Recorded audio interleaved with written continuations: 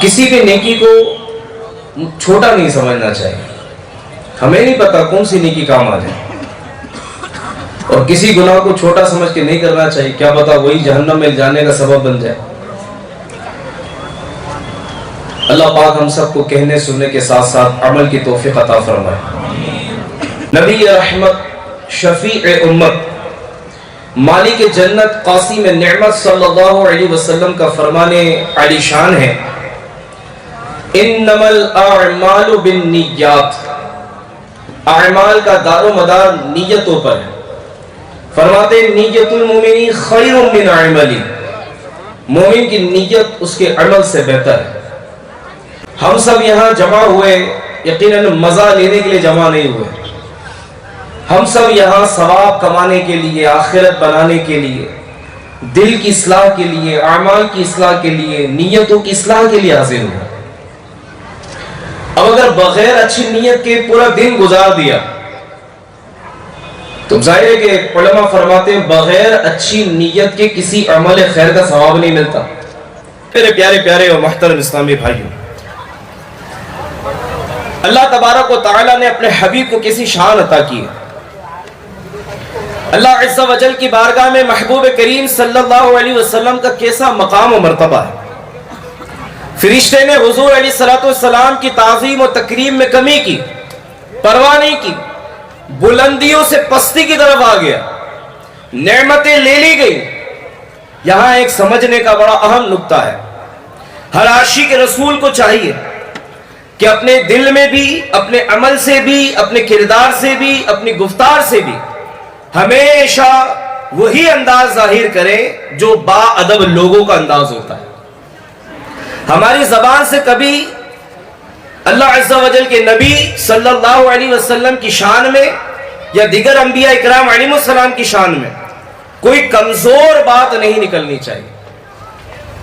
یہ یاد رکھیے, یہاں کمزوری ہوگی تو ایمان برباد ہو سکتا ہے, اسلام کے دائرے سے خارج ہو سکتے ہیں.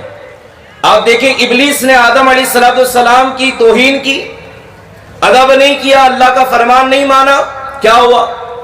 ساری عبادتیں, ساری ریاضتیں سب چلی گئی, سارے منصب چھین لیے گئے, واپس لے لیے گئے, راحتوں کے گھر جنت سے باہر نکال دیا گیا, ہمیشہ کے لیے لعنت کا توق گلے میں ڈال دیا گیا, لعنتی ہو گیا. نبی کی بے ادبی کی, توہین کی. لہذا ہمیشہ با ادب رہے اور با ادب لوگوں کی صحبت اختیار کریں. بے ادبی سے اور بے ادبوں سے انشاءاللہ بچ کر رہیں گے انشاءاللہ عز و جل. آپ کی بہت لمبی فہرست ہے پریشانیوں کی. میں آپ کو مشورہ دوں گا, کبھی آنکھیں بند کر کے آمینہ کے لال کا تصور کر کے جھوم جھوم کر اللہ توفیق دے آنسوؤں کو بہنے دے, آنسوؤں کے ساتھ درود پاک کی تکرار کرے, حضور کی بارگاہ میں حاضری لگائے. یاد رکھیے کہ درود پاک پڑھنا حضور کی بارگاہ میں حاضری لگانے کا آسان ذریعہ ہے. یاد رکھو اگر اٹھ گئی ایک نظر, جتنے خالی ہیں سب جام بھر جائیں گے. ایک نظر اٹھنے کی تو دیر ہے, ایک توجہ پڑھنے کی تو دیر ہے.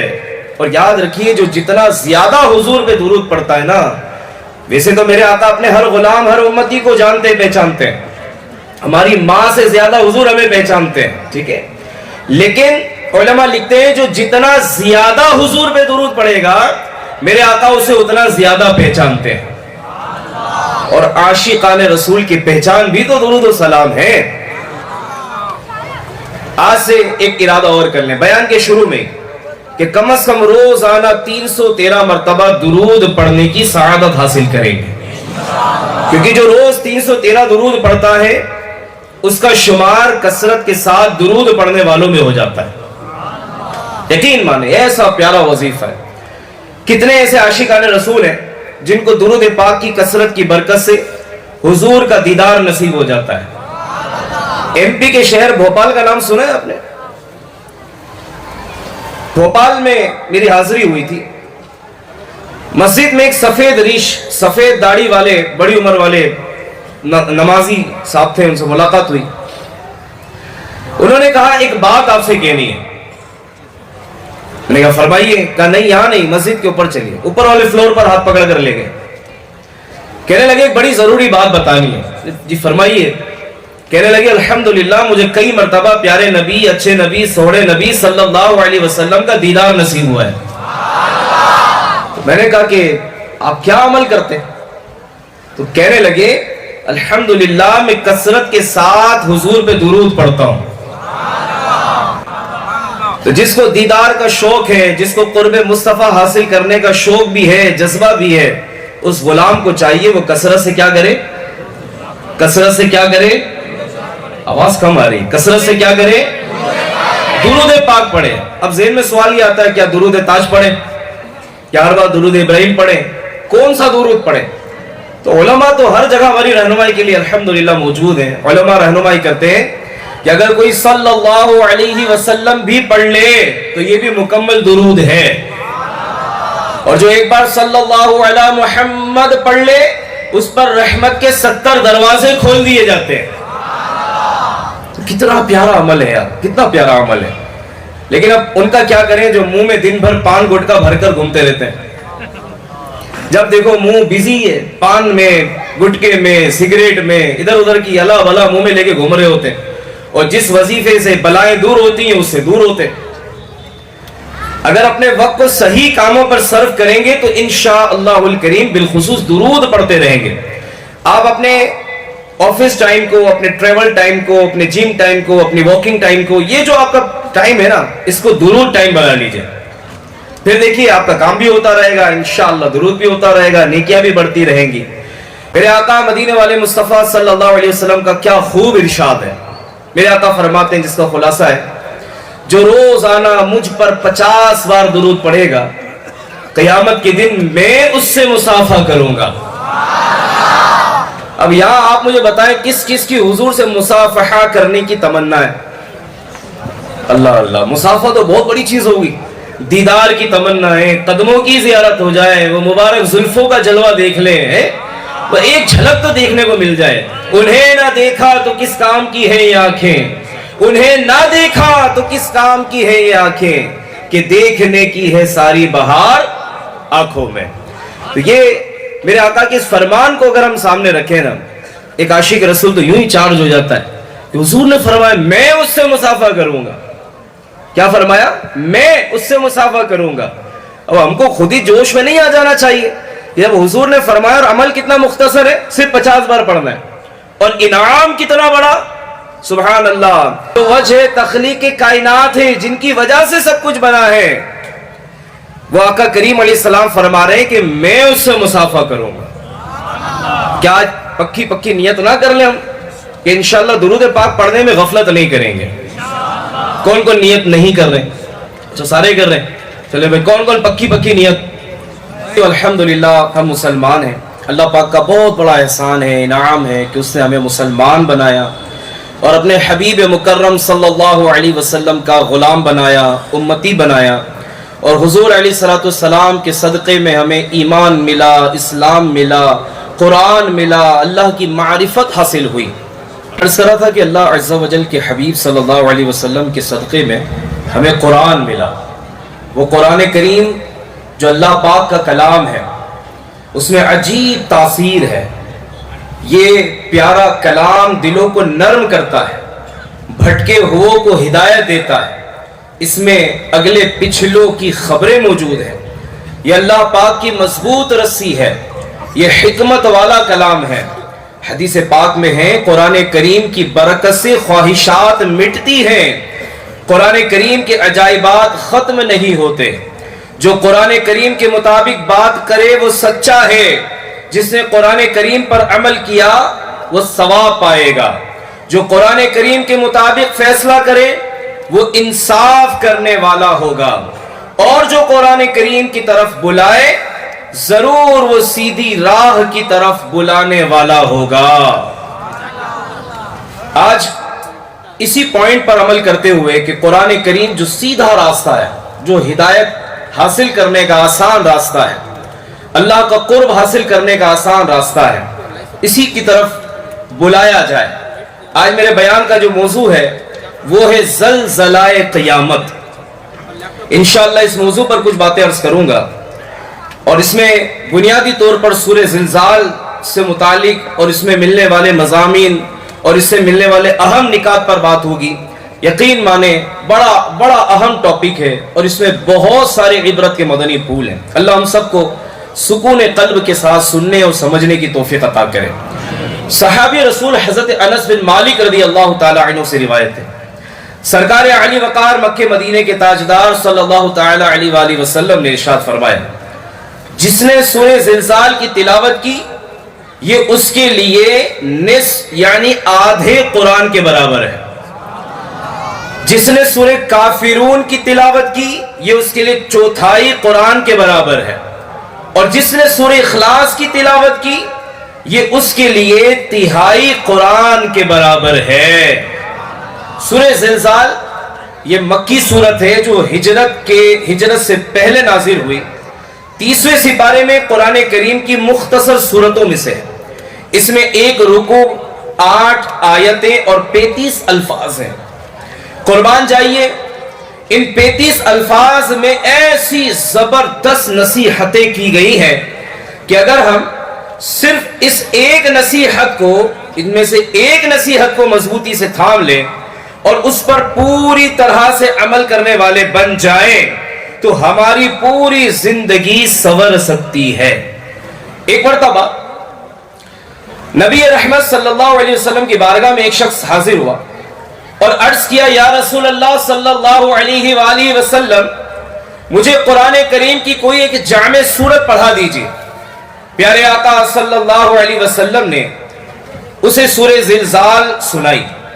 जब आप सल्लल्लाहु अलैहि वसल्लम ने उस सूरह मुबारका की मुकम्मल तिलावत फरमा ली तो उस शख्स ने अर्ज किया, उस जात की कसम जिसने आपको सच्चा नबी बनाकर भेजा है, मैं हमेशा इस पर कायम रहूंगा और इससे कुछ ज्यादा ना करूंगा। ये कहकर वो शख्स वहां से चल दिया।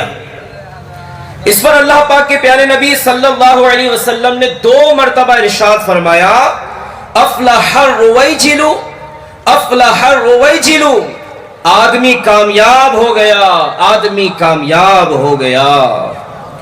गोया मेरे आका अलैहिस्सलाम ने उसे कामयाबी की खुशखबरी भी अता फरमा दी।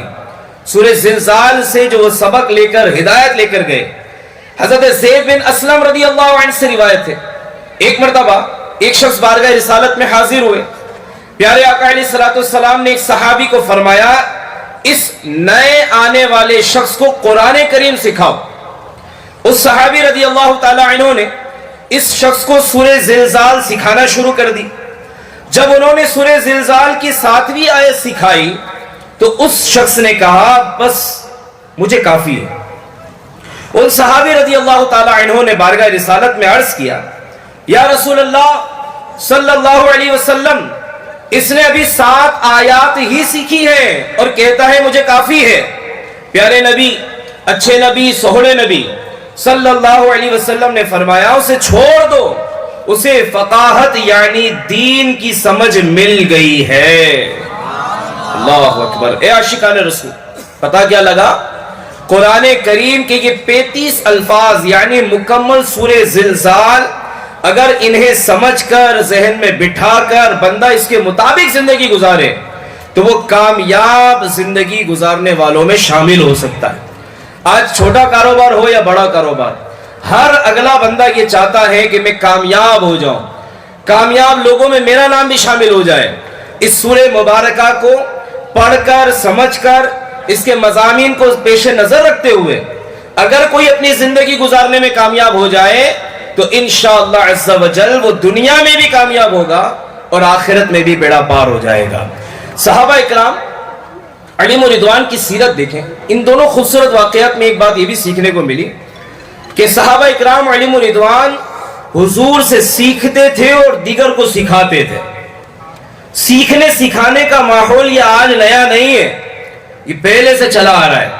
और इस बात को यूं समझ लें, जो सीखेंगे सिखाते चलेंगे, दिए से दिए को जलाते चलेंगे। यही कॉन्सेप्ट दावत इस्लामी का है। सीखते जाओ, सिखाते जाओ, बनते जाओ, बनाते जाओ, सुधरते जाओ, सुधारते जाओ।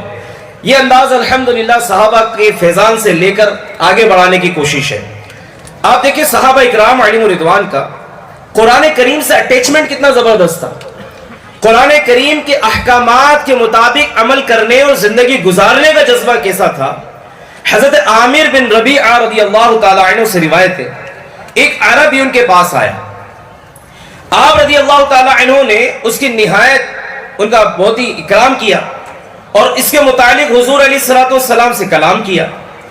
وہ شخص جب دوبارہ حضرت عامر بن ربیعہ کے پاس آیا تو اس نے کہا کہ میں نے حضور صلی اللہ علیہ وآلہ وسلم کی سے ایک وادی طلب کی ہے, ایک وادی طلب کی ہے جس سے بہتر عرب میں کوئی وادی نہیں ہے.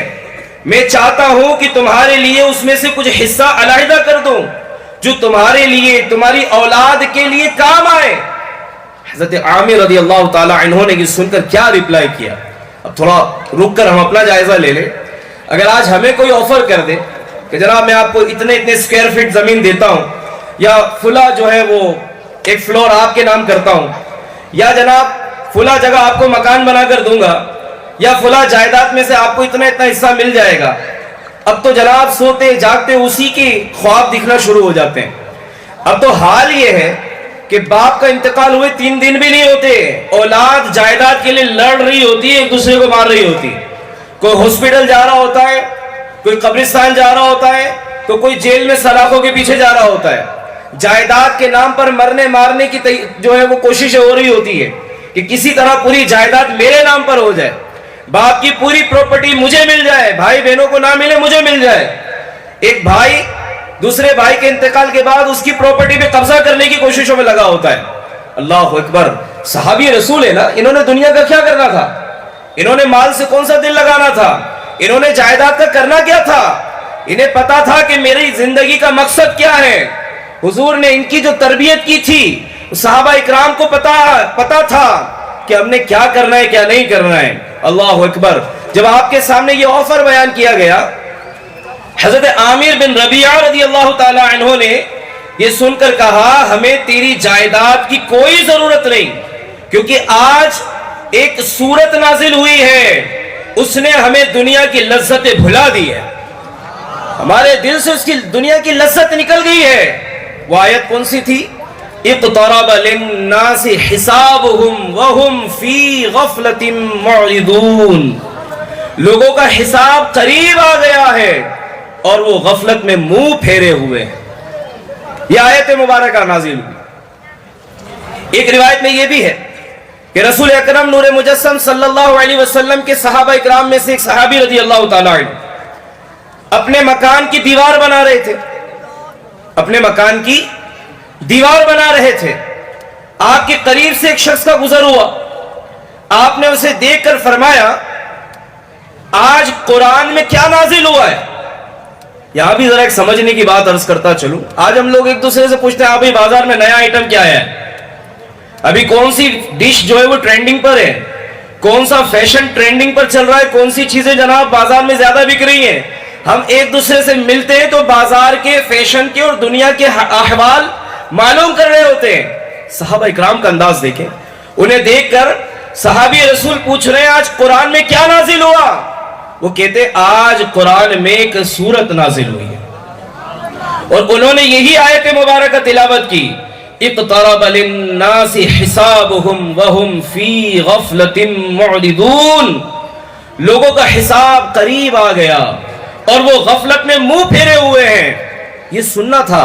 وہ صحابی کا انداز کیا تھا, جب یہ آیت مبارکہ سنی تو صحابی رضی اللہ تعالی عنہ نے اسی وقت دیوار بنانے سے ہاتھ جھاڑ لیے, اسی وقت ہاتھ جھاڑ لیے اور فرمایا جب حساب کا وقت قریب آ گیا ہے تو اب یہ دیوار نہیں بنے گی. گویا ان کے نزدیک اتنی تاخیر بھی نہیں گوارا کہ اب جب حساب کا وقت قریب آ گیا تو دیوار بنا کر کیا کروں گا, اتنی بھی تاخیر نہیں, فوراً دیوار بنانے سے ہاتھ جھاڑ لیے. اللہ اکبر. اے میرے پیارے پیارے اسلامی بھائیوں, یہ ہے صحابہ اکرام علیہم رضوان کا قرآن کریم سے اٹیچمنٹ. قرآن کریم کے احکام کے مطابق قرآن کریم میں نازل ہونے والی آیتیں انہیں سنتے تھے, انہیں سمجھتے تھے, ان پر عمل کرتے تھے, دوسروں کو سکھایا کرتے تھے. آج میں اور آپ اپنا جائزہ لیں کہ آج ہم قرآن کریم سے کتنا وابستہ ہیں. قرآن کریم پڑھنے کا ٹائم ہمارے پاس کتنا ہے؟ قرآن میں اگلے پچھلوں کے واقعات ہیں، عذاب کا تذکرہ ہے، جنت کا تذکرہ ہے، حوروں کا بیان ہے. قرآن کریم میں ہر خشک و تر کا بیان موجود ہے. لیکن آپ اور ہم کتنا پڑھتے ہیں؟ پڑھتے ہیں تو سمجھتے کتنا ہے؟ سمجھتے ہیں تو عمل کتنا کرتے ہیں؟ اس لیے کسی نے کہا ہے نا، درس قرآن اگر ہم نے نہ بلایا ہوتا، یہ زمانہ نہ زمانے نے دکھایا ہوتا. آج جو کچھ بھی ہے سب اپنے ہی ہاتھوں کے ہے کرتوت. شکوا ہے زمانے سے نہ قسمت سے گلا ہے، دیکھے گے یہ دن اپنی ہی غفلت کی بدولت. سچ ہے کہ برے کام کا انجام برا ہے. ہم قرآن سے بہت دور ہو گئے. آج قرآن کھول کر دیکھنے کا ہمارے پاس ٹائم نہیں ہے.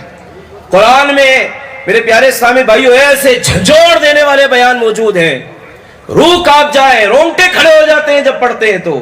اور واقعی اگر دل کی زمین نرم ہو، دل میں خوف خدا ہو، اور واقعی یہ احساس پیدا ہو جائے کہ مر کے رب کے حضور حاضر ہونا ہے، اس کیفیت کے ساتھ بلکہ ان کیفیات کے ساتھ جب قرآن پڑھیں، ترجمہ تفسیر پڑھیں، تو اگر ضمیر زندہ ہو تو آنکھوں سے آنسو جاری ہو جاتے ہیں. آج ان ساری چیزوں کو پیش نظر رکھتے ہوئے جس موضوع کا میں نے انتخاب کیا وہ ہے زلزلہ قیامت، اور سورہ زلزال کو اس میں خاص بیان کرنا ہے. میرے پیارے سامع بھائیوں، بنیادی طور پر سورہ زلزال میں انسان کی ذمہ داری یعنی اس کی رسپانسبلٹی کو بیان کیا گیا ہے. یہ بتایا گیا کہ انسان اس دنیا میں بے لگام نہیں ہے، بلکہ یہ اپنی زندگی کے ایک ایک منٹ کا خود ذمہ دار ہے. ایک ایک منٹ کا خود ذمہ دار ہے. یہ اس دنیا میں اچھائی کرے یا برائی کرے، چھوٹے سے چھوٹا عمل بھی محفوظ رکھا جائے گا. روز قیامت اسے بارگاہ الہی میں حاضر کر دیا جائے گا اور یہ اپنے ہر عمل کا جواب دہ ہوگا. انسان اس دنیا میں جانوروں کی طرح نہیں ہے، بلکہ یہ اپنی زندگی کے ایک ایک لمحے کا خود ذمہ دار ہے. اسے چاہیے کہ ایک ایک لمحے کو سوچ سمجھ کر بسر کرے، اور اگر یہ ایسا نہیں کرے گا، غفلت کی زندگی جیے گا، گناہ کرتے ہوئے زندگی گزارے گا، نماز قضا کرتے ہوئے زندگی گزارے گا، اور اس بات کو بھول جائے گا کہ مجھے اللہ کی بارگاہ میں حاضر ہونا ہے. اگر یہ بھول کر زندگی گزارے گا تو قیامت کے دن کہیں بہت بڑی آزمائش میں مبتلا نہ ہو جائے. اللہ پاک قرآن کریم میں فرماتا ہے اذا زلزلت الارض زلزالها، جب زمین تھر تھرا دی جائے جیسا کہ اس کا تھر تھرانا ٹھہرا ہے. یاد رکھیے پیارے اسلامی بھائیوں، زوردار جھٹکے جو بار بار آئے انہیں زلزلہ کہا جاتا ہے. ارتھکویک، بھوکمپ، یہ نام یہ لفظ آپ کے لیے یہ بات نہیں ہوگی. زلزلہ کیسے آتا ہے، کیوں آتا ہے، اس پر بھی سنیے. زلزلے عموماً آتے رہتے ہیں، اور اب جدید دور ہے. آج کل تو زلزلوں کی شدت کو ناپنے کا اس کی پیمائش بھی کی جاتی ہے. ریکٹر اسکیل جو ہے یہ زلزلے کی شدت ناپنے کا ایک آلہ ہے. سائنسی وضاحتوں کے مطابق 3.0 سے لے کر 3.9 کی شدت کا جو زلزلہ ہوتا ہے اس میں ہمیں صرف زمین کی کیا وائبریشن محسوس ہوتی ہے، زمین کا تھر تھرانا محسوس ہوتا ہے. 8.0 یا اس سے زیادہ شدت کا جو زلزلہ ہوتا ہے یہ اتنا شدید ہوتا ہے کہ پورے کے پورے شہر کو ملیا میٹ کر کے رکھ دیتا ہے، اور اس کے سبب پہاڑوں کی چٹانیں بھی ٹوٹ کر گرنے لگتی ہیں. اور آپ نے یہ سنا ہوگا کہ بعض اوقات 30 سیکنڈ 40 سیکنڈ میں پورے شہر کو زلزلے نے ختم کر دیا. ابھی حال لیکن ایسے کئی واقعات آپ کو یاد آئیں گے.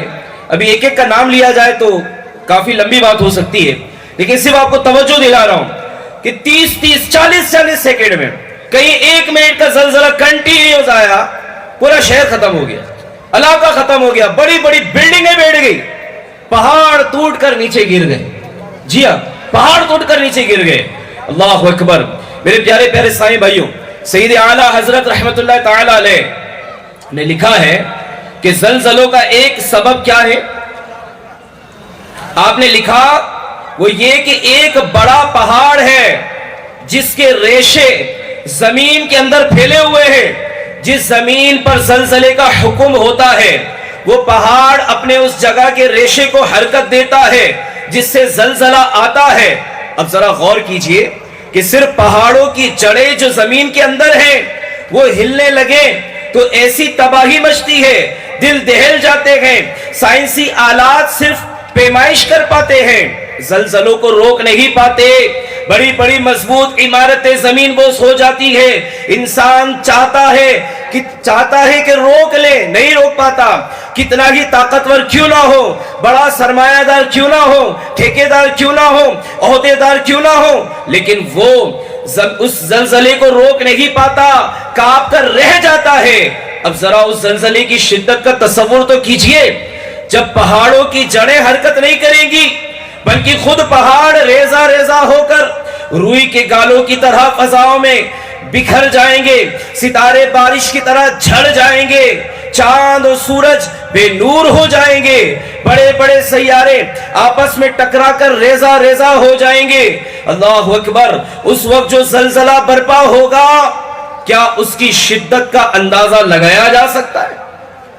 یقیناً نہیں لگایا جا سکتا. دنیاوی زلزلوں کا اندازہ لگانے والے لگا سکتے ہیں، لیکن پیارے سامع بھائیوں یہ زلزلہ قیامت جو ہوگا، اللہ اکبر، غیب کی خبر دینے والے نبی مکی مدنی رسول ہاشمی صلی اللہ علیہ وسلم نے قیامت کے اس زلزلے کی شدت کو ایک مثال سے سمجھایا ہے. دل کے کانوں سے سنیے، حدیث پاک کا خلاصہ ہے. اس وقت زمین کی مثال ایسی ہوگی جیسے سمندر میں ایک کشتی ہو، طوفان میں پھنس جائے اور چاروں طرف سے زوردار طوفانی لہریں آ کر اس کشتی سے ٹکرا ہی رہی ہو اور کشتی کے مسافر منہ کے بل اوندھے گر رہے ہو. جس زور سے وہ کشتی لڑ کھڑائے گی قیامت کا زلزلہ برپا ہونے پر اس وقت زمین بھی اسی طرح ہل رہی ہوگی. ذرا امیجن تو کریں، اس کو تصور میں تو لائیں وہ کیسا وقت ہوگا. کبھی کبھی اس طرح کی ویڈیوز وائرل ہوتی ہیں، تیز سمندر میں لہریں آ رہی ہیں، جہاز ہل رہا ہے، تیز لہریں آ رہی ہیں، پانی جو ہے وہ جہاز میں جا رہا ہے، کبھی وہ جہاز چلانے والا ادھر گر رہا ہے، کبھی ادھر گر رہا ہے. اللہ اکبر. زلزلہ قیامت کے وقت زمین ایسی ہلے گی. اللہ اللہ اللہ. اللہ پاک پارہ 17 سورہ حج آیت نمبر 1 اور 2 میں فرماتا ہے، ان زلزلۃ الساعۃ شیء عظیم یوم ترونها تذهل كل مرضعۃ عما ارضعت وتضع كل ذات حمل حملها. اللہ. ترجمہ کنز العرفان. بے شک قیامت کا زلزلہ بہت بڑی چیز ہے. جس دن تم اسے دیکھو گے تو حالت یہ ہوگی کہ ہر دودھ پلانے والی اپنے دودھ پیتے بچے کو بھول جائے گی اور ہر حمل والی اپنا حمل ڈال دے گی. میرے آقا صلی اللہ علیہ وسلم نے فرمایا جب قیامت کا زلزلہ برپا ہوگا اس وقت دودھ پلانے والیاں دودھ پیتے بچوں کو بھول جائیں گی، حمل والیوں کے حمل گر جائیں گے، بچے دہشت کے مارے بوڑھے ہو جائیں گے. اس وقت عجیب کوہرام ہوگا، لوگ ادھر ادھر بھاگ رہے ہوں گے، ایک دوسرے کو پکار رہے ہوں گے. اللہ تبارک و تعالی قرآن کریم میں فرماتا ہے، اسی زلزلے کا ذکر کیا جا رہا ہے، اذا زلزلت الارض زلزالها، جب زمین تھر تھرا دی جائے جیسا کہ اس کا تھر تھرانا ٹھہرا ہے.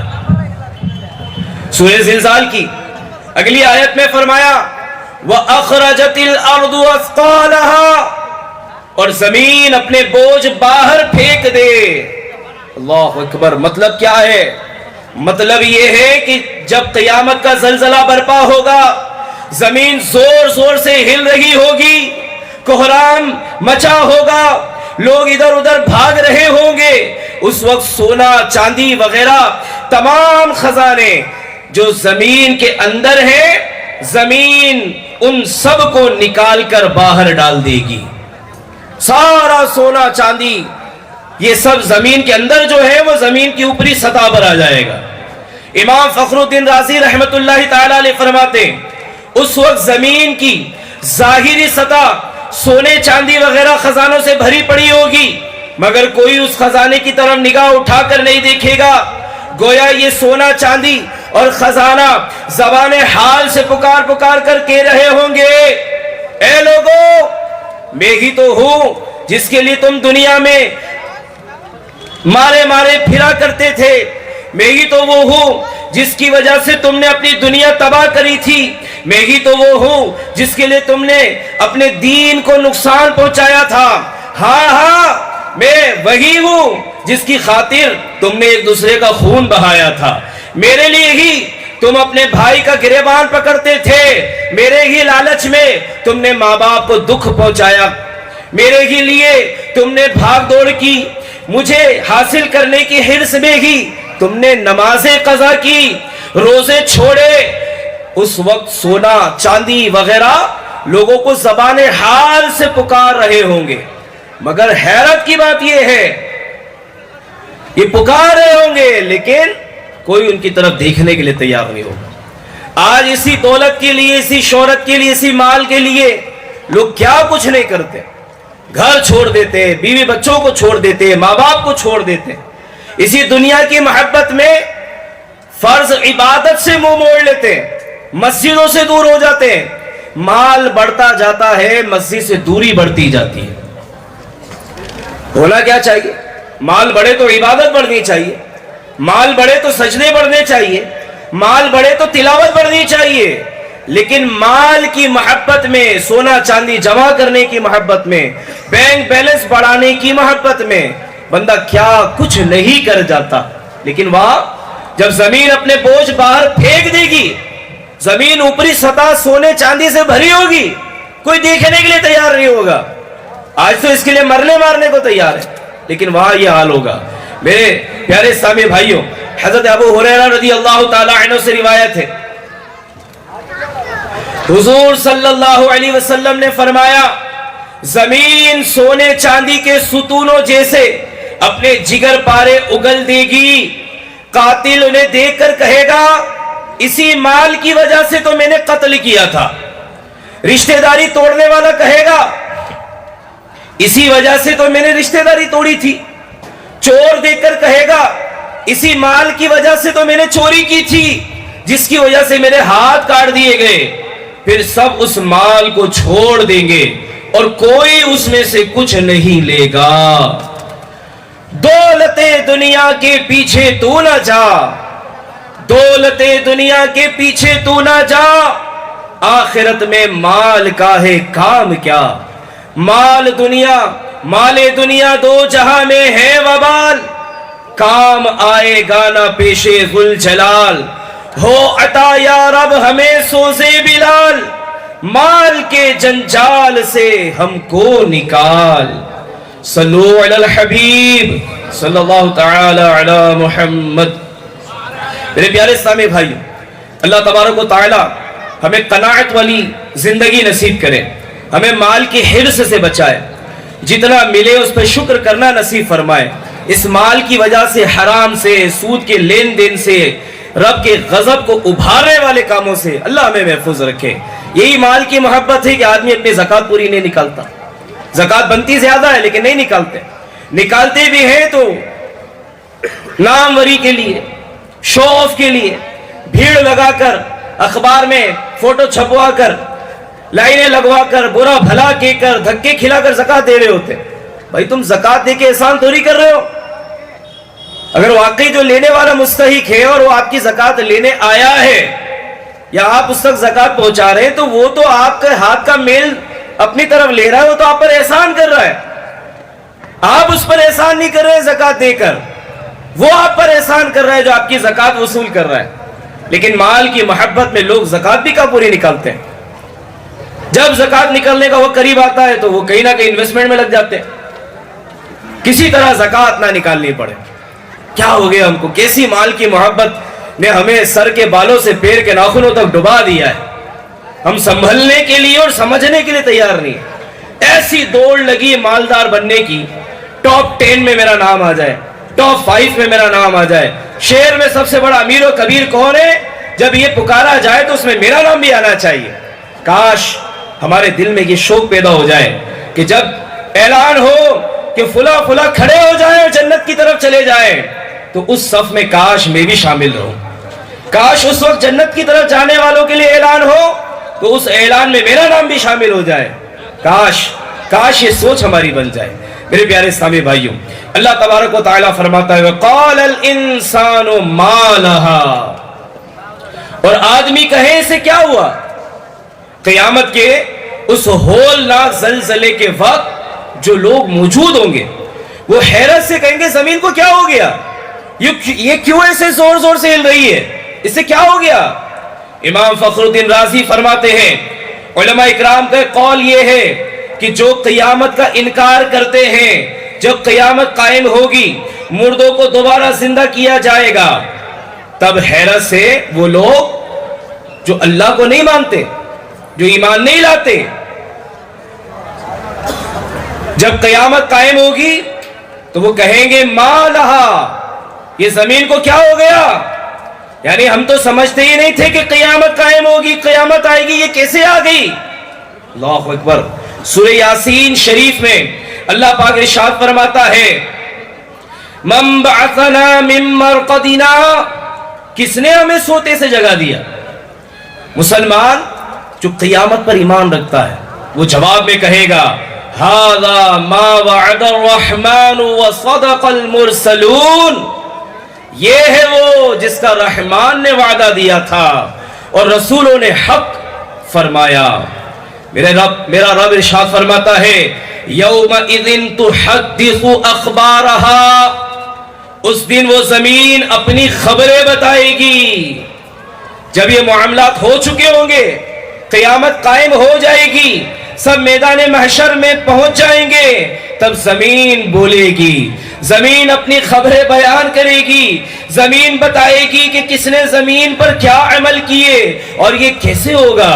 زمین تو بے جان ہے, اس کی تو زبان بھی نہیں ہے, یہ پھر زمین کیسے بولے گی؟ اللہ پاک ارشاد فرماتا ہے بِأَنَّ رَبَّكَ أَوْحَىٰ لَهَا, اس لیے کہ تمہارے رب نے اسے حکم بھیجا, تمہارے رب نے اسے حکم دیا ہے. جب رب حکم دے تو زمین کیوں نہ بولے؟ اے میرے پیارے اسلامی بھائیوں, اللہ پاک کے پیارے نبی صلی اللہ علیہ وسلم جن کو اللہ پاک نے شان عطا فرمائی, جن کو اللہ پاک نے قدرت عطا فرمائی, ان کے اشارے سے چاند دو ٹکڑے ہو جاتا ہے. وہ اشارہ فرمائے تو پتھر کلمہ پڑھنے لگتے ہیں, ان کی برکت سے بے جانوں میں جان پڑ جاتی ہے. درخت پتھر ان کی خدمت میں سلام عرض کرتے ہیں. جب اللہ پاک کے محبوب صلی اللہ علیہ وسلم اللہ پاک کی عطا سے ایسی قدرت رکھتے ہیں تو خود اللہ پاک کی قدرت کا کیا عالم ہوگا. زمین اگرچہ بے جان ہے, زمین بولتی نہیں ہے, زمین کی زبان نہیں ہے, زمین کے کان نہیں ہے, آنکھیں نہیں ہے, مگر اللہ پاک کی قدرت ہے کہ یہ زمین ہمارے اعمال کو دیکھتی ہے, دیکھتی بھی ہے, اور قیامت کے روز اللہ کے حکم سے زمین بولے گی اور ہمارے اعمال کے بارے میں خبر بھی دے گی. اے زمین پر اللہ کی نافرمانیاں کرنے والو, اے زمین پر ہنس ہنس کر نمازیں قضا کرنے والو, داڑیاں منڈا کر گندی نالی میں بہانے والو, اسی زمین پر سود و رشوت کا لین دین کرنے والو, کسی مسلمان کے گھر کو اجاڑنے کے لیے بند کمرے میں بیٹھ کر سازشیں کرنے والو, چگل کھوریاں کرنے والو, دو مسلمانوں میں جھگڑا کرانے کی پلاننگیں کرنے والو, ملاوٹ کرنے والو, دھوکہ دینے والو, غیبتیں کرنے والو, کسی کی آبرو ریزی کیسے ہو سکتی ہے, کسے کیسے نیچے لانا ہے, کسے کیسے تباہ کرنا ہے, کسے کیسے رسوا کرنا ہے, بیٹھ کر پنچاتیں کرنے والو, اے شرابیں پینے والو, اے جوا کھیلنے والو, اے معاذ اللہ بدکاری کرنے والو, بدکاری کے اڈے چلانے والو, شراب پینے پلانے والو, شراب کا کاروبار کرنے والو, اللہ سے ڈریے, اللہ سے ڈریے. یہ زمین ہمارے ہر اچھے برے اعمال پر گواہ بن رہی ہے. آج ہم یہ سوچتے ہیں کہ ہمیں کوئی نہیں دیکھ رہا. رات کے اندھیرے میں میں نے جو کرنا تھا کر لیا, بند کمرے میں جو کرنا تھا کر لیا, جدھر منہ مارنا تھا منہ مار لیا, شراب پینی تھی پی لی, جوا کھیلنا تھا کھیل لیا, کسی کو پتا نہیں چلا. ارے تمہارا ایمان کیسا ایمان ہے؟ اتنے کمزور ایمان والے, اتنے کمزور ایمان والے. کیا ایک مسلمان کو یہ نہیں پتا کہ اللہ عز و جل ہر وقت ہمیں دیکھ رہا ہے؟ کیا ہمارا رب ہم سے غافل ہے؟ معاذ اللہ. اللہ عز و جل اونگ سے پاک ہے, وہ سب جانتا ہے کون کیا کر رہا ہے. جو چھپ کر رات کے اندھیروں میں رات کے 2-2 3-3 بجے تک گندی فلمیں دیکھتے, بے حیائی کے کام کرتے اور یہ سوچتے ماں باپ سو گئے کسی کو پتہ نہیں چلا میں نے کیا دیکھ لیا رات بھر میں. ڈرو اللہ سے, ہمیں ڈرنا چاہیے اللہ پاک سے. ارے کوئی نہیں دیکھ رہا لیکن میرا رب مجھے دیکھ رہا ہے. اور یہ تصور ہی جھنجھوڑ دیتا ہے, رونگٹے کھڑے کر دیتا ہے کہ وہ کریم, وہ پالنہار, وہ خالق, وہ مالک مجھے دیکھ رہا ہے. جو چاہے تو میرے گناہوں کو لوگوں پر ظاہر کر دے. آج جو عزت دیتے آفس میں, کمپنی میں, ادارے میں, محلے میں, مسجد میں, سوسائٹی میں, خاندان میں, اگر ان کے سامنے میرے عیب, میرے گناہ, میری رات کی حرکتیں اور دوستوں کے ساتھ کی ہوئی حرکتیں اگر پتہ چل جائے تو کوئی منہ نہیں لگائے گا, کوئی قریب نہیں بٹھائے گا, کوئی عزت نہیں دے گا, کوئی ہاتھ نہیں چومے گا, کوئی حاجی صاحب نہیں کہے گا, کوئی عزت دینے والا نہیں ملے گا. اے میرے پیارے اسلامی بھائیو, ہم سب کو اللہ سے ڈرنا چاہیے. اللہ نے ایک نظام ایسا بنا دیا, کوئی دیکھے نہ دیکھے, ہماری یہ باڈی کے جو پارٹس ہیں, یہ ہاتھ, پیر, یہ زبان, یہ سب ہماری اعضاء جو ہیں یہ خود ہمارے اعمال پہ گواہ بن رہے ہیں. اللہ نے نظام ہی ایسا بنایا ہے, ہمارے اعضاء, ہماری باڈی کے پارٹس خود ہمارے گناہوں پر گواہیاں دے رہے ہوں گے. ران کہے گی اس نے کیا کیا, ہاتھ کہیں گے اس نے کیا کام لیا, پیر سے چل کے کدھر گیا تھا یہ پیر بتا دیں گے. ہم کیا سمجھ رہے ہیں, ہم کس خوش فہمی میں. یاد رکھیے ایک چھوٹے سے چھوٹا گناہ بھی پھنسوا سکتا ہے قیامت کے دن. چھوٹے سے چھوٹا گناہ جہنم میں لے جانے والے اعمال نامی کتاب میں لکھا ہے کہ جب کسی گناہ کو چھوٹا سمجھ کے کیا جاتا ہے تو اب وہ گناہ چھوٹا نہیں رہتا, وہ کبیرہ ہو جاتا ہے, وہ بڑا گناہ ہو جاتا ہے.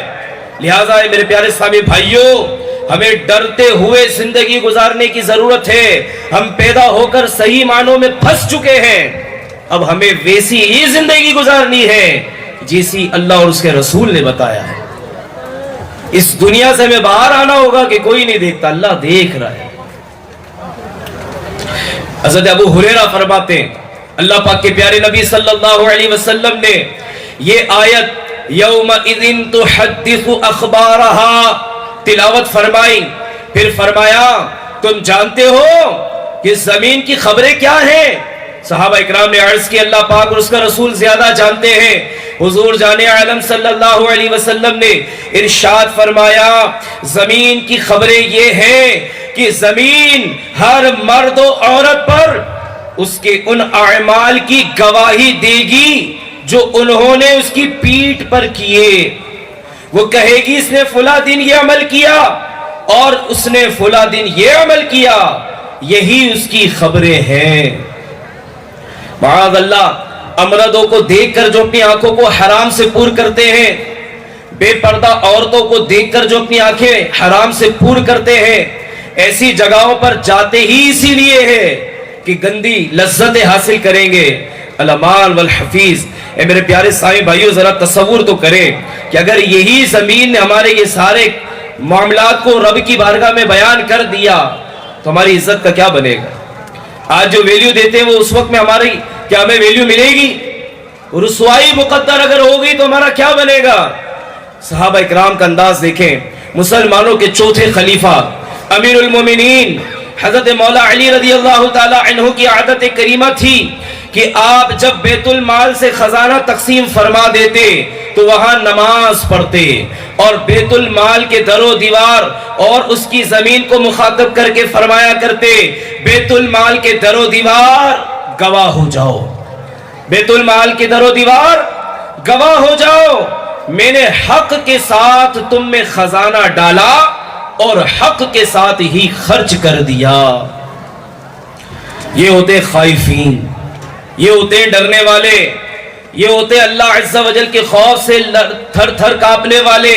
حالانکہ صحابی رسول قطعی جنتی ہیں، لیکن اس کے بعد بھی آپ دیکھیں خوف خدا کا انداز کیا ہے. خوف خدا کا انداز کیا ہے. ان کو یہ تعلیم ملی نا، حضور نے بتایا نا کہ زمین سے اپنی حفاظت کرو. سنو میرے نبی رسول ہاشمی صلی اللہ علیہ وسلم نے فرمایا تحفظوا من الارض، زمین سے بچ کر رہا کرو. فإنها أمكم، بے شک یہ تمہاری اصل ہے. وَإِنَّهُ لَيْسَ مِنْ أَحَدٍ عَامِلٍ عَلَيْهَا خَيْرًا أَوْ شَرًّا إِلَّا وَهِيَ مُخْبِرَةٌ بِهِ. جو بھی بندہ اس زمین پر ذرہ برابر نیکی کرے گا یا برائی کرے گا، روز قیامت یہ زمین اس کے بارے میں گواہی دے دے گی. اللہ پاک فرماتا ہے یومئذ یصدر الناس اشتاتا لیروا اعمالہم، اس دن لوگ اپنے رب کی طرف پھریں گے کئی راہ ہو کر تاکہ اپنا کیا دکھائے جائیں. اللہ اللہ میرے پیارے اسلامی بھائیوں، روز قیامت جب قبروں سے اٹھایا جائے گا تو لوگ میدان محشر کی طرف چلیں گے اور مختلف حالتوں میں ہوں گے. کسی کا چہرہ سفید ہوگا، کسی کا چہرہ سیاہ ہوگا، کوئی سوار ہوگا، کوئی پیدل ہوگا، کوئی زنجیروں میں جکڑا ہوا ہوگا. تو میرے پیارے اسلامی بھائیوں، کوئی امن کی حالت میں ہوگا تو کوئی خوف زدہ ہوگا. اور یہ سب لوگ میدان محشر کی طرف کیوں جا رہے ہوں گے؟ تاکہ اپنے اعمال دیکھ سکیں، انہیں اعمال دکھائے جا سکیں. اللہ فرماتا ہے فَمَن يَعْمَلْ مِثْقَالَ ذَرَّةٍ خَيْرًا يَرَهُ وَمَن يَعْمَلْ مِثْقَالَ ذَرَّةٍ شَرًّا يَرَهُ. تو جو ایک ذرہ بھر بھلائی کرے اسے دیکھے گا، اور جو ایک ذرہ بھر برائی کرے اسے بھی دیکھے گا. اللہ اکبر. کروڑوں حنفیوں کے امام، مقتدا، رہنما، پیشوا امام اعظم ابو حنیفہ رحمت اللہ تعالی علیہ کے بارے میں آتا ہے کہ آپ نے ایک دن امام کے پیچھے عشاء کی نماز پڑھی. تو امام نے عشاء کی نماز میں سورہ زلزال کی تلاوت کی. جب نماز سے فارغ ہوئے تو امام اعظم ابو حنیفہ رحمت اللہ تعالی علیہ مسجد کے کنارے ایک کونے میں تشریف لے گئے اور وہاں اپنی داڑھی کو پکڑ کر کھڑے ہو گئے اور اللہ کی بارگاہ میں عرض کرنے لگے اے ذرہ بھر بھلائی کا اچھا بدلہ دینے والے، اے ذرہ بھر برائی کا برا بدلہ دینے والے، تو اپنی رحمت سے نعمان کو بخش دے. اسی طرح کہتے رہے، آنسو بہاتے رہے، ساری رات گزر گئی. ساری رات بس انہی الفاظ کی آپ تکرار کرتے رہے، اے ذرہ بھر بھلائی کا اچھا بدلہ دینے والے، اے ذرہ بھر برائی کا برا بدلہ دینے والے، تو نعمان کو اپنی رحمت سے بخش دے. اے میرے پیارے اسلامی بھائیوں، یہ وہ ہے، یہ ان کی بات میں کر رہا ہوں جن کی زندگی خوف خدا کے ساتھ گزری، جن کی زندگی عبادت میں گزری، جن کی زندگی بندگی میں گزری، جنہوں نے تجارت بھی کی تو شریعت کے مطابق کی.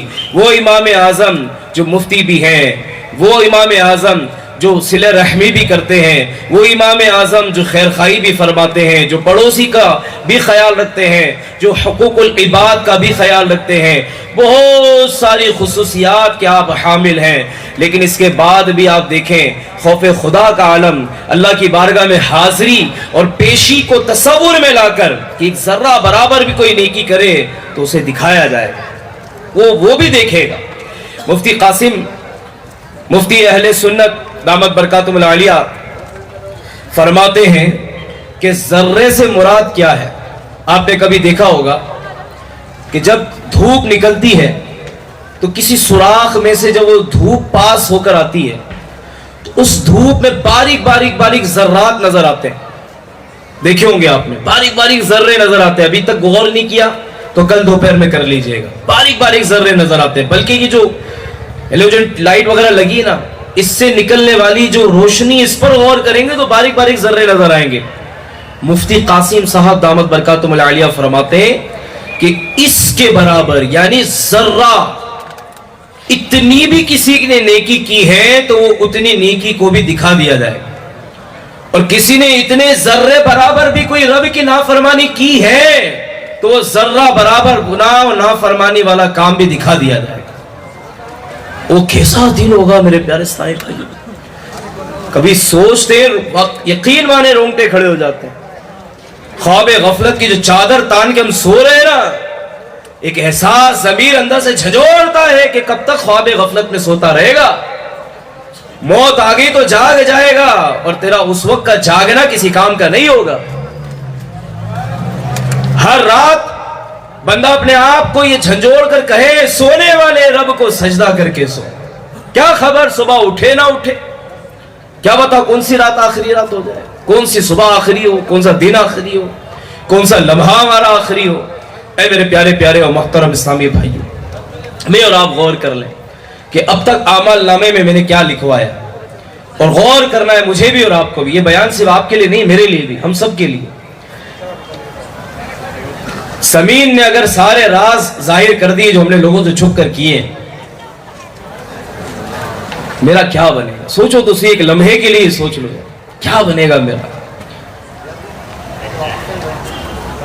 تو شروع میں نے بیان کیا سورہ زلزال کے اندر بنیادی طور پر انسان کی جو ذمہ داری ہے نا وہ بیان کی گئی.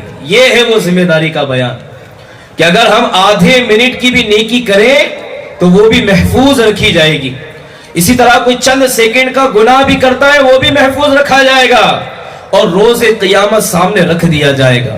اب ہم پر لازم ہے کہ اس مختصر سی زندگی کا ایک ایک لمحہ ذمہ داری کے ساتھ گزاریں. روز قیامت ہمارا چھوٹے سے چھوٹا عمل ہمارے سامنے رکھا جانا ہے, تو بس اسی بات کو پیش نظر رکھتے ہوئے گناہ سے بچتے ہوئے نیکیاں کرتے ہوئے گزارنے کی کوشش کرتی رہنی چاہیے. ہمارے یہاں ایک اور بڑا پرابلم کیا ہے پتہ ہے, جب کسی کو بات کرتے ہیں نا, انہیں ہمارے یہاں ایک چیز دیکھی جاتی ہے وقت ضائع کرنا. حالانکہ پتہ ہے مومن کا, مسلمان کا ٹائم کتنا قیمتی, ایک ایک سانس ہمارا قیمتی ہے. یقین مانے ایک ایک سانس قیمتی. بتاؤں کیسے؟ کہیے سبحان اللہ. کتنی دیر لگی آپ کو؟ سبحان اللہ سبحان اللہ. اللہ کی رحمت سے امید کریں کہ یہ 3 بار سبحان اللہ پڑھنے پر جنت میں 3 درخت لگ گئے ہوں گے. اب اندازہ لگائیں ہماری ایک ایک سانس کتنی قیمتی ہے, کتنی قیمتی ہے. بہت سارے کام ہمارے یہاں لوگ بس ویسے ہی کر رہے ہوتے ہیں, ویسے ہی کر رہے ہوتے ہیں. کسی سے کہے میں کھیل کیوں رہے ہو, بس ویسے ہی کھیل رہے ہیں. موبائل کیوں چلا رہے ہو, بس ویسے ہی چلا رہے ہیں. دوستوں کے ساتھ کہاں گئے تھے, بس ویسے ہی ٹہلنے چلا گیا تھا. اچھا جناب فلاں کام کیوں کیا, بس ویسے ہی کر رہا تھا. آپ مجھے بتائیں کہ ایک مسلمان کی زبان پر یہ بات, یہ جملہ جچتا ہے کہ بس ویسے ہی کر رہا تھا؟ جس کو پتا ہے کہ دنیا دارالعمل ہے اور یہی اعمال کرنے یا حساب نہیں ہے. یہاں ہم سے کون پوچھنے والا ہے کہ جناب آپ نے 30 سال 40 سال زندگی کے گزار دیے, بتائیے کیسے گزارے, آج دن کیسے گزارا بتائیے. کوئی پوچھنے والا ہے ہم سے؟ دنیا دارالعمل ہے, یہاں کوئی حساب لینے والا نہیں. لیکن یاد رکھیے قیامت کا دن حساب کا دن ہوگا, عمل کا دن نہیں ہوگا. وہاں عمل نے کام آنا ہے. یہاں جیسے عمل کر کے آگے بھیجیں گے ویسے اعمال ملنے ہیں, ان سے ملاقات ہونی ہے, اس کی برکتیں ملنی ہیں. حضرت شریح رحمت اللہ تعالی علیہ نے 2 شخصوں کو فضول کام میں دیکھا. فرمایا الفارغ ما امر بہذا, فارغ شخص کو اس کام کا حکم نہیں دیا گیا. اللہ پاک فرماتا ہے فَإِذَا فَرَغْتَ فَانْصَبْ, تو جب تم فارغ ہو تو خوب کوشش کرو, یعنی اپنے فارغ وقت کو عبادت میں صرف کریں. اس کا مطلب یہ ہے کہ جب ایک عبادت سے فارغ ہو تو دوسری شروع کر, اگر کسی وقت عبادت سے, تاکہ کسی وقت بھی عبادت سے خالی نہ رہے. زندگی آمد برائے بندگی, زندگی آمد برائے بندگی, जिंदगी बेबंदगी शर्मिंदगी शर्मिंदगी, हमारी जिंदगी बराए बंदगी। एक और हमारे समाज में बड़ी अजीब चीज पाई जाती है, कल का इंतजार कर रहे हैं, जिसको देखो कल के इंतजार में लगा हुआ है। भाई नमाज शुरू कर दो यार, कब तक मस्जिद से दूर रहोगे? हाँ हाँ मौलाना साहब, अब जुमा आएगा ना, नमाज शुरू कर दें यार, दाढ़ी सजा लो। जी जी सजा लेंगे, जी जी इंशाल्लाह इंशाल्लाह। भाई झूठ मत बोला करो यार, कितना झूठ बोलते हो। हाँ जी जी अब नहीं बोलूंगा, लेकिन फिर वही हालत है। हम जो है, अगर हम इस रविश पर गौर करें, हम नेकियों के मामले में कल पर डालते हैं और मालदारी के मामले में आज ही और अभी हाथों हाथ अमीर बनना चाहते हैं। दुनिया की बात आ जाए तो अभी, right now, no delay, no pending. मत तरसाओ भाई, मत तड़पाओ, जो करना है आज कर दो। नेकियों के मामले में हम कल पर डाल रहे होते हैं, हालांकि हमें पता है, एक मुसलमान को यह मालूम है कि हमारे पास तो अगले मिनट अगले सेकंड की भी गारंटी नहीं है कि हम जिंदा रहेंगे या नहीं रहेंगे। फिर कल पर हम क्यों डाल रहे हैं इन चीजों को? कल कर लेंगे, बाद में तौबा कर लेंगे, अब रमजान आएगा तो जनाब रमजान के रोजे रख लेंगे। मेरे प्यारे इस्लामी भाइयों, कितनी बार नेकी की दावत मिलती होगी हमको, रमजान आ रहा है इत्तिकाफ कर लो, ना जाने कितने साल से हम कह रहे हैं जी हाँ इस बार कोशिश करेंगे। क्या कभी कमाने के लिए हमने कहा जी जी कोशिश करूंगा, कमाना हो गया तो ठीक है वरना कोई बात नहीं? टाइम देते हैं, कुर्बानी देते हैं, वक्त देते हैं, कोशिशें करते हैं, पसीना बहाते हैं, अपनी चमड़ी को जला देते हैं, धूप में जल जाते हैं, कलर उड़ जाता है, लेकिन इसके बाद भी लगे रहते हैं कि बस दुनिया संवर जाए। आखिरत नहीं संवारनी, कब्र को नहीं रोशन करना है, अल्लाह की बारगाह में हाजिर होना है मेरे प्यारे इस्लामी भाइयों। और हमें कब मौत आ जाएगी ये भी हमें नहीं पता है। यहां से तुझको जाना एक दिन, कब्र में होगा ठिकाना एक दिन, मुंह खुदा को है दिखाना एक दिन, अपना गफलत में गवाना एक दिन मरना है आखिर मौत है, कर ले जो करना है आखिर मौत है। बारहा इल्मी तुझे समझा चुके, दर्स के जरिए, बयान के जरिए, जुमा के खिताब के जरिए, उलमा ने, मुबल्लिगीन ने, वाइज़ीन ने, जलसों में, इज्तिमात में, काफलों में, कोर्स में, इज्तिमाई तौर पर, इनफरादी तौर पर बारहा इल्मी तुझे समझा चुके। मान या मत मान, आखिर मौत है, मरना तो पड़ेगा। ए पहलवान तुझे भी मरना पड़ेगा, ताकतवर को भी मरना पड़ेगा तो कमजोर को भी मरना पड़ेगा, मालदार को मरना पड़ेगा तो गरीब को भी मरना पड़ेगा। मेरे प्यारे इस्लामी भाइयों, जब मौत आती है तो डॉक्टर भी अपना इलाज नहीं कर पाता, डॉक्टर भी बिस्तर पर एड़ियां रगड़ते रगड़ते मर जाता है, उसकी डिग्रियां, उसकी नॉलेज काम नहीं आती। जब वक्त पूरा हो जाता है तो दौलत कितनी है, दवाएं कितनी है, काम नहीं आती। एक से एक तबीब बिठा ले आप, जब मौत का वक्त आ गया तो आ गया, खलास आ गया। ए मेरे प्यारे इस्लामी भाइयों, इस ख्वाब गफलत से हमें निकलना होगा, कल कर लेंगे। अरे कल कुछ नहीं होता, जो करना है आज करें। बिजनेसमैन है आप, दुनिया में जाते हैं, दुकानों पर जाते हैं, आपने अपनी दुकान पर तो लिख के लगा दिया आज नकद कल उधार, अपनी दुकान पे अपने लिए लगा दिया आज नकद कल उधार। नेकी के मामले में आज नकद नहीं है, आज नहीं होनी चाहिए तिलावत, आज के दिन जाने से पहले पहले कुछ सजदे ना कर लूं, वक्त पर नमाज़े जमात के साथ ना पढ़ लूं, आज कुछ नहीं, चला गया, कल कर लेंगे। याद रखिए, रिवायत का खुलासा है, जिसका आज गुजरे हुए कल से बेहतर ना हो वो तबाह हो गया। फिर से बोलता हूं, जिसका आज गुजरे हुए कल से बेहतर नहीं है वो तबाह हो गया। मिसाल के तौर पर कल भी नमाज नहीं पढ़ी, आज भी नहीं पढ़ी, कल भी तिलावत नहीं की तो आज भी नहीं की, कल भी जिक्र दुरूद नहीं किया आज भी नहीं किया, कल भी नेक अमल नहीं किया आज भी नहीं किया। तो जिसका गुजरे हुए कल से आज जो प्रेजेंट में है वो भी बेहतर नहीं है, वो तबाह हो गया। क्या बनेगा हमारा मेरे प्यारे साहिब भाई? हम अपने कंधों पे लोगों के जनाजे उठाकर कब्रिस्तान लेकर जा रहे हैं, हमें अपनी मौत कब याद आएगी?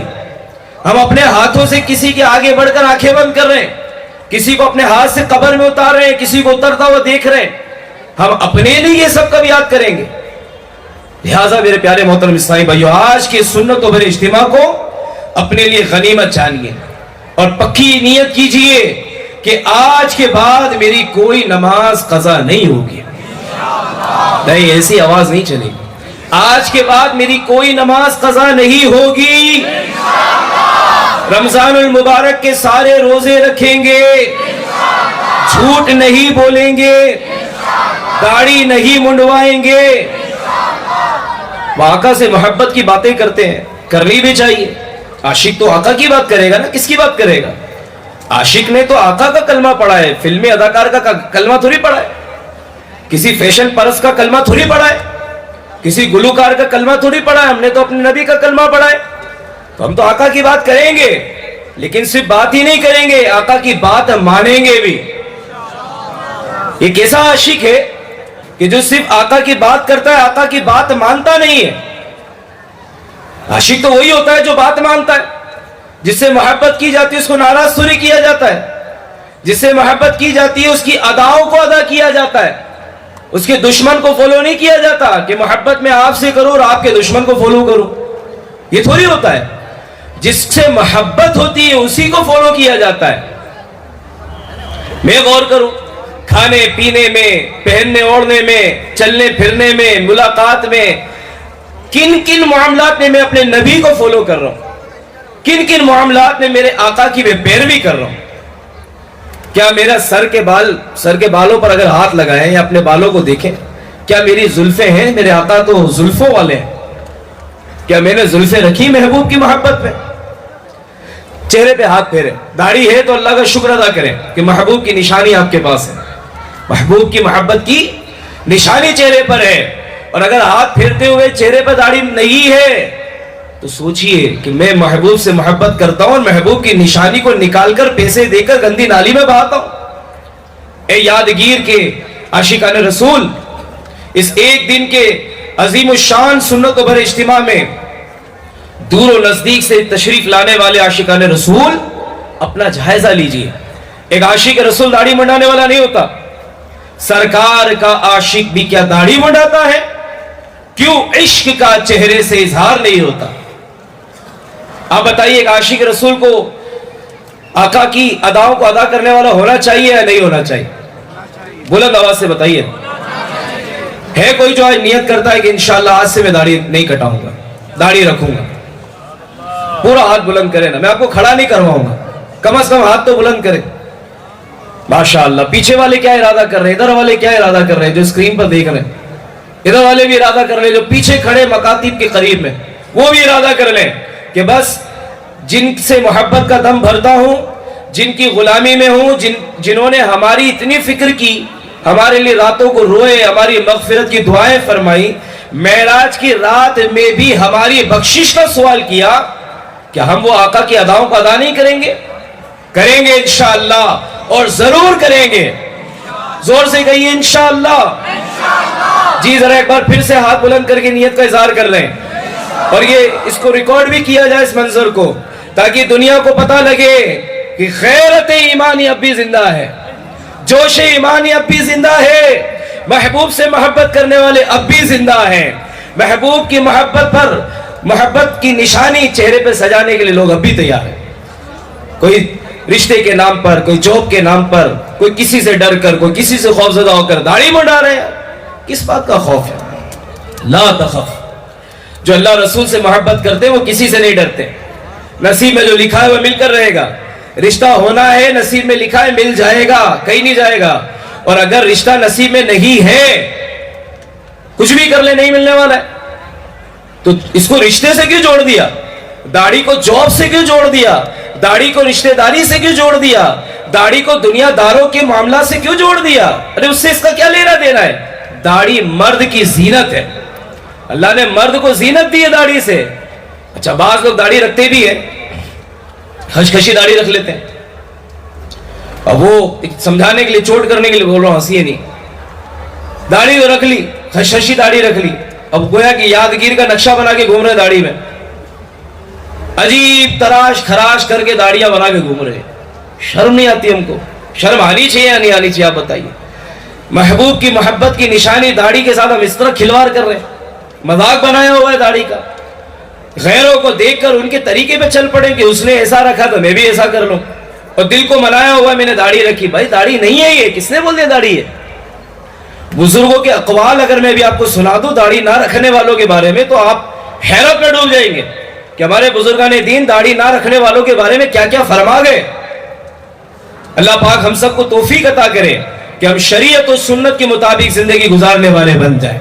आओ ये भी नियत कर लें कि इंशाअल्लाह अब बकिया जिंदगी हुजूर की सुन्नतों के मुताबिक जिंदगी गुजारेंगे। और याद रखिए इससे पहले कि हिसाब का दिन आ जाए और हमसे हिसाब लिया जाए, हमने अपना हिसाब कर लेना है। फारूक आजम रदी अल्लाह ताला अन्हु फरमाते हैं, एक खुतबे में फरमाया, ए लोगो तुम हिसाब लिए जाने से पहले अपना हिसाब कर लो, और अमाल तोले जाने से पहले अपने अमाल का वजन कर लो। उस दिन की तैयारी कर लो जिस दिन तुम अल्लाह रब्बुल आलमीन की बारगाह में पेश किए जाओगे। उस दिन तुम में से किसी की कोई पोशीदा हालत छुप ना सकेगी, कुछ भी ना छुप सकेगा। ए मेरे प्यारे प्यारे इस्लामी भाइयों, जब अल्लाह तबारक व तआला बख्शना चाहे तो छोटी सी नेकी पर राजी हो जाता है, बख्श देता है, और जब गिरफ्त फरमाना चाहे तो किसी छोटे नजर आने वाले गुनाह पर ही गिरफ्त फरमा लेता है। आप देखें अल्लाह तबारक व तआला की बारगाह में हाजिरी और पेशी का मामला देखें। हजरत मंसूर मगरिबी रहमतुल्लाह तआला अलैह फरमाते हैं, एक नेक आदमी का इंतकाल हुआ, मैंने उन्हें ख्वाब में देखा तो पूछा अल्लाह पाक ने आपके साथ क्या मामला किया? कहने लगे अल्लाह पाक ने मुझे अपनी बारगाह में खड़ा किया, मैं जिस गुनाह का इकरार करता गया, जिस गुनाह का इकरार करता गया, अल्लाह तबारक व तआला उस गुनाह को मुआफ फरमाता रहा, मगर शर्म की वजह से मैं एक गुनाह का इकरार ना कर पाया। उस पर अल्लाह पाक की बारगाह में मुझे ऐसी शर्मिंदगी हुई कि मैं पसीने में नहा गया और मेरे चेहरे का गोश्त झड़ गया।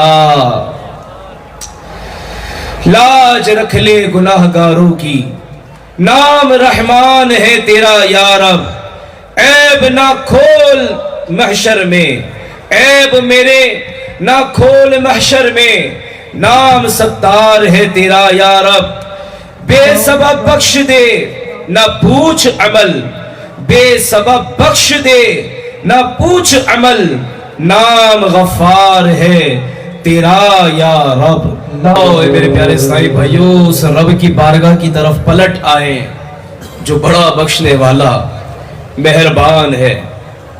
वो तौबा करने वालों की तौबा कबूल फरमाता है, वो डरने वालों को मुआफ फरमा देता है।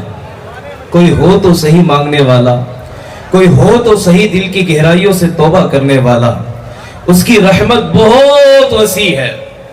अरे जब वो 100 कत्ल करने वाले को भी बख्श सकता है, हम गुनाहगारों को क्यों ना बख्शे? ऐ मेरे प्यारे इस्लामी भाइयों, उसकी बारगाह में आजिज़ी इनकी सारी के साथ हाजिरी तो दीजिए, आंसुओं के साथ उसकी बारगाह में हाजिरी तो दीजिए, दिल की बेकरारी के साथ उसकी बारगाह में हाजिरी तो दीजिए। अपने आप को कमतर समझकर हुजूर की उम्मत में सबसे बड़ा गुनाहगार तस्वुर करके अल्लाह की बारगाह में हाजिरी तो दीजिए। यकीन माने ये आजीज़ी उसकी बारगाह में बड़ी पसंद आती है, वो बड़े बड़े दर्जे अता कर देता है आजीज़ी पर।